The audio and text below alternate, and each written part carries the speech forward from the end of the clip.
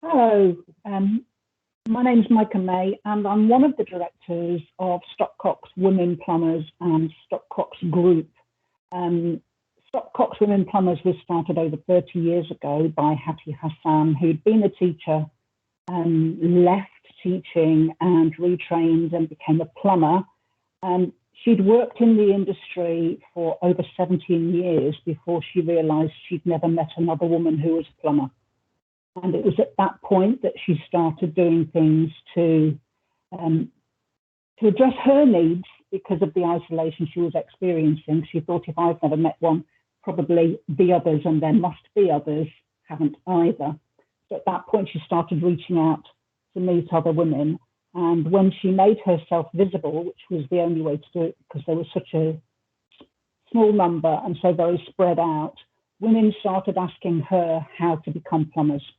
So that directed the way that she organised what it was that she was doing. And rather than just being a woman, being a plumber, working on her own in people's homes, she started creating schemes to enable and support other women become plumbers through being self-employed, which was the way that she had. So over the years, the company has developed. We run with a franchise model simply because legally that's the only structure we can function, working with women who are self-employed. And the reason that we only work with women who are self-employed is so that we can have only women within the organisation. Otherwise, it'd be against the Sex Discrimination Act unless we were a charity and went through the various holes that enable a single-sex workforce or a workforce to address the specific needs of the clientele. So Hattie addressed other women because she recognised that they would have the same needs as she had had because she hadn't met another woman. And I think that one of the massive issues within the industry is the low numbers lead to low visibility, and low visibility leads to low numbers. And I think that that's one of the big issues. And just a few numbers, I mean, more than 30 years since Hattie first started working as a woman plumber, we finally made it into whole numbers. Last year, there was a figure released that the number up until last year had been 0.3. And last year we hit 1 and then 2% of all plumbers are now women. I think that the difference between 1 and 2, because we work with 1 and some people work with 2, is that some people include trainees, and that makes it into 2%, which is dizzy heights. But actually for women working within the industry, it's 1%. A couple of other interesting figures is that heating engineers, there are only about 500 women. And as far as a lot of the new heating innovations, it's out of that tiny number that the women are being attempted to be recruited into creating more sustainable solutions for heating. So that's a very small number out of all the heating engineers in the UK. Of the general population, only about 11% are interested in coming into skilled trades. But when we look at women, we've got nearly a quarter of all women are interested in coming into trades. So we've got an industry with a massive skills gap, chasm. The average age is 59. About 6% are under the age of 35. But out of the general population, almost a quarter of women are interested in coming into the industry and are not being attracted into it in a real way. And we do see the difference in numbers between women who are trainees and women who are actually working in the industry. There's something happening that's preventing women from going out and becoming able to function within the industry effectively. And that's where we put a lot of our effort. Because one of the other things that we are seeing is that it's not only young girls who are wanting to train to become plumbers or in other trades. The schemes that are available are aimed at young people, and it's fantastic that they exist and that they are attempting to attract young people. But we are seeing almost, or maybe even more than, nobody's counting the actual numbers, the people wanting to come into the industry are over the age that apprenticeships are generally aimed at. And So they're not being attracted by any kind of the promotion, as well as women are not being attracted by any of the promotion because it's not featuring them very much. But also the systems don't work for them, especially the wages. Apprenticeship wages are under in minimum wage, and adults with homes to run cannot function on that income. But the other thing, as far as apprenticeships, it's a massive, not featuring them very much, but also the systems don't work for them, especially the wages.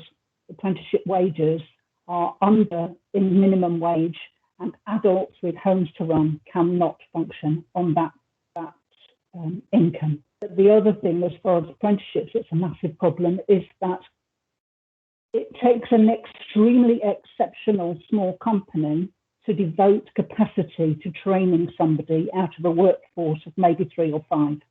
It's virtually impossible.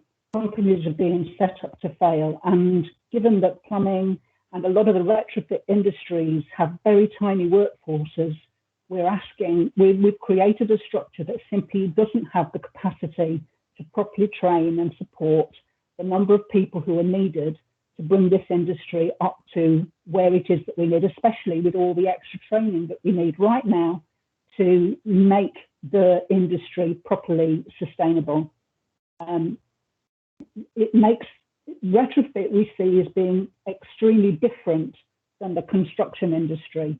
And the messages about increasing the workforce's diversity, especially with women, we're more than half the population, aren't getting through to the small employers who are working within this sector. So we don't see jobs that offer any kind of job flexibility for women, because it is still women primarily who are looking after children. Many of them are single parents. We've got a group here, women, who often are pregnant and often have to look after their children, often single parents. So there's one group who cross at least 3, usually during their working lifetime, of the protected characteristics. And with black women, lesbian women, they're also having even more of the protected characteristics. The companies are too small to actually take notice of those protected characteristics. So there's some of the issues. What we are doing, as well as supporting women within the industry through stopcocks to become self-employed, we run an event.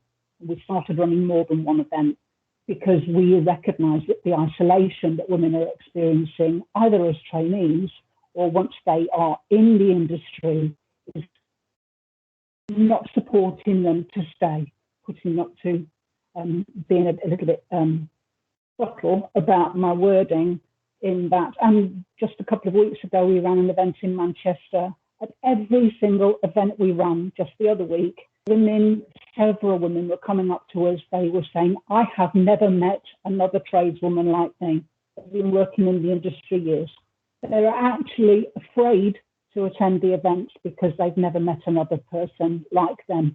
And they feel that they are somehow not going to meet the standard that is required of them, even by other women in the industry. And I think that women, because of being such a tiny minority and so isolated, are putting additional pressure on themselves to meet very difficult standards. I'm going to stop. I could carry on all day. Thank you, Micah, so much for your intro. And I really, pay homage to Micah and Hattie. They've really been the trailblazers in this space, and certainly have taught me a lot. And attending their events has been really pivotal. And you'll find out a little bit more about that a little bit later. So yeah, I run a company called Your Energy Your Way. We install all different sorts of renewables, so solar PV, air source heat pumps, ground source heat pumps, solar thermal batteries. Kind of, we're a whole home renewables company, and we're set up as a social enterprise, specifically because I had the similar experience to the one that Mike has just related, where I've been in the industry for 10 years, and I think I probably went for 6 of those without meeting another female tradesperson. I'm not myself a tradesperson. I come from an IT consultancy background, but yeah, by various means I've come into the industry, and yeah, this is my business that I now run.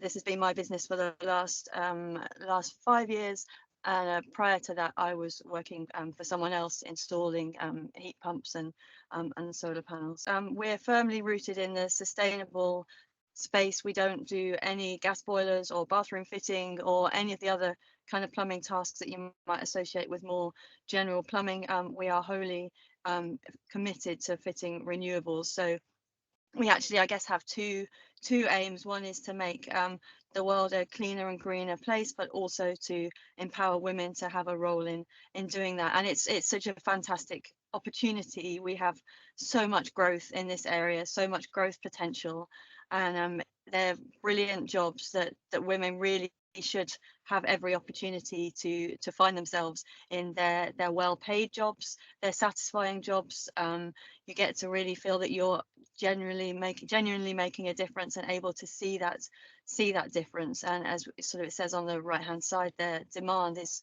totally outstripping the supply capacity of the engineers that we've got in the workforce at the moment. So yeah, so this is a little bit about the existing gas engineer sector. It's an older workforce. It is primarily white and male. It is primarily kind of, I think the median age I've got there is in the 50s. So and even without the kind of renewables challenge that's coming along, it's an industry that's struggling to keep up with the numbers of people that it needs to recruit. So what a fantastic opportunity to bring more women in. There are jobs there, and yeah, as I say, they're good jobs. And what I find really interesting is there's a very specific culture within the industry. And to be honest, there's actually two cultures. So there's the big building sites and big projects and big companies, and they are much more kind of what you might associate as a normal professional company. They take health and safety very seriously. They train their workforce really well. They are working with organizations like Women into Construction to do things around getting more women into the sector. And then there's this whole huge area of the sector, which is small 1 and 2 man, and there is generally man bands that are kind of existing in a slightly parallel universe. Health and safety is often not taken seriously, and it's almost a badge of honor on a lot of sites that we end up on to not wear a mask when you're drilling, or to not worry about a scaffold, or to pick up super heavy things, because that makes you look more macho and more kind of in control of your work. So I think we do experience quite a toxic culture amongst a lot of these smaller companies, and yeah, they don't have the resources to do the training, and to a little bit, as Micah was saying, really, as to how on earth are we going to expect those companies to bring new people into the workforce and ensure that they're properly trained and looked after, and that a diversity of needs are taken care of. If we need to get more people into this sector, we do need to be attracting young people in, and as we kind of see, there's much more of a concern amongst young people about climate change, and often a feeling of hopelessness. Well, these are real jobs that are there, that are local to people, that can deliver real CO2 benefit. And I just don't think that we're getting the word out as well as we could be, that these are jobs that are available to all, and that can have a real impact on climate change. People tend to think of perhaps a policy or an office job when it comes to climate change impact, working in CSR or something like that. But these are real practical jobs that people can do with skills and training that I think hopefully are going to be some of the last to be replaced by robots and AI. We have such a plethora of different heating systems, even in one street, and of all similar homes, that yeah, it's hard to see right now how robots are going to take over that work quite yet. So yeah, there's real opportunity here for jobs. As Micah said, a lack of role models, not enough people around that are already doing this, that younger women or women who want to get into the sector can look at and be inspired by. Just a lack of opportunity to see the work firsthand. It's really hard for actually anyone to get an apprenticeship right now. I typically find that when I meet people who come into the industry, it's via a relative or a family friend, and very often those roles go to men, to boys. I know of a number of women, and we'll hear Lisa's story a little bit later, who've really tried to get into this industry and absolutely struggled, because essentially for a lot of these roles you're asking a guy who drives around all day in a van on his own, and his wife quite likely does the books and all the invoicing, and you're then trying to introduce another female into that working arrangement. That's an interesting situation, and not one that a lot of people are really going to kind of leap right into. So you've not only got small companies that you know, kind of just trying to work hand to mouth and keep the company going. You're introducing a really tricky dynamic for a lot of people if you then have a lady who wants to come in and get some work experience. So you know, that's the actual practicality of this world, and you can't get these kind of jobs without getting work experience. Yeah, and then the other thing is just this environment that we find, unfortunately, in a lot of these smaller companies. And you know, it's by no means everywhere, but we see it an awful lot on these smaller sites. Yeah, quite a toxic masculine kind of environment that can be really tough to navigate if you're at all different. So whether that's female or of an ethnic diversity or of any of the other protected characteristics that have just been spoken about, unfortunately it can be an environment where any kind of difference is picked on, and the banter starts. So yeah, and again, as Micah said, often people are older when they come into this industry, women particularly, and yet we're the only real model that we have right now for getting into the industry is via the apprenticeship, which is on a £5.38 per hour wage. Now that really precludes anyone who can't be supported by the bank of mum and dad who isn't still living at home. So what opportunity then is there for women who often come to this later to actually get into the sector?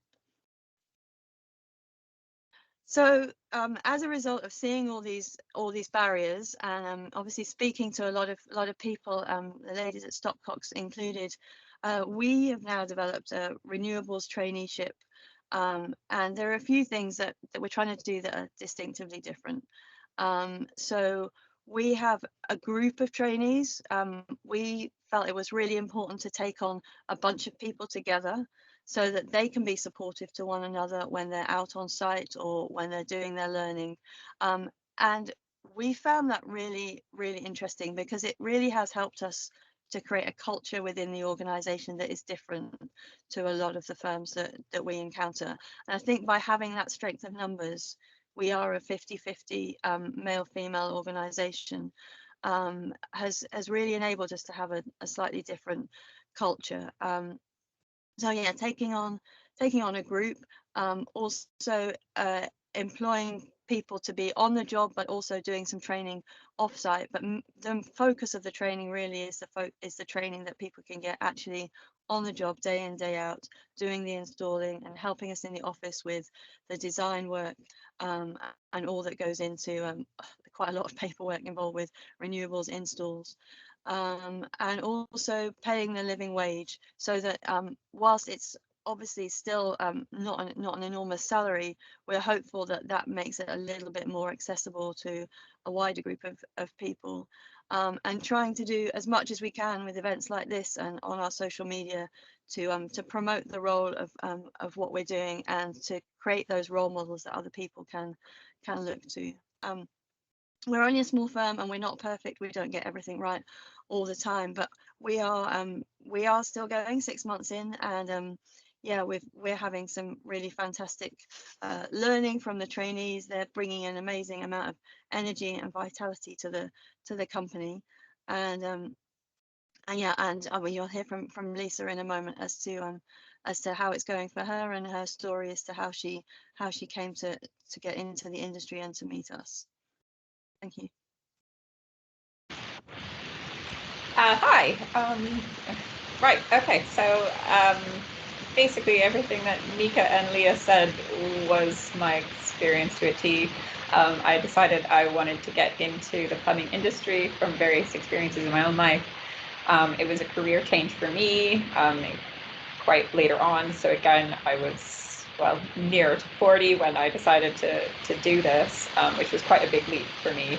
Anyways, long story short, I signed up for online courses, which was supposed to be specializing in career-changing opportunities to fit into people's schedules. But after about 3 years of a lot of frustrations and getting very little progress in that, I did manage to achieve my technical certificate. And then the next step involved trying to do a portfolio of work. So I contacted, without any exaggeration, over 100 different companies to see who could take me out. From that, I got 4 responses, one of which actually was legitimate. And he managed to take me out to help me build some of my portfolio. But then I got some issues with the certificate itself, and the online school effectively blocked me from continuing any progress. So anyways, out of trying to connect and trying to meet other women, because again, even though I was told at the training that there was majority of women that were signing up for this program, I'd not met any.